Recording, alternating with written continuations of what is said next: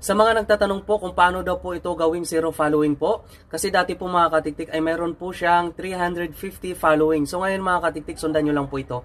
Okay, so punta lang po tayo sa ating mga Facebook po. Ayan. Pagkatapos po, so dito po pala mga katiktik ay makikita po natin kung ilan po talagang pina-follow po natin. So ngayon mga katiktik, dito naman po sa 3 dots po at i-click po natin itong view as po. Ayan, kapag na-view po natin yan, so ito naman po yung nakikita ng ating mga kapwa content creator kung ilan po yung finalo po natin mga katiktik. So ngayon, gawin na po natin yung pag-set up po kung paano mag zero following po. Ayan po, i-click lang po natin ito. Tapos scroll up. Okay. Tapos settings and privacy po. Pagkatapos dito naman po tayo sa settings po. Ayan. So scroll up lang po natin at hanapin po natin dyan yung audience and visibility. Okay, pagkatapos i-click po natin itong followers and public content.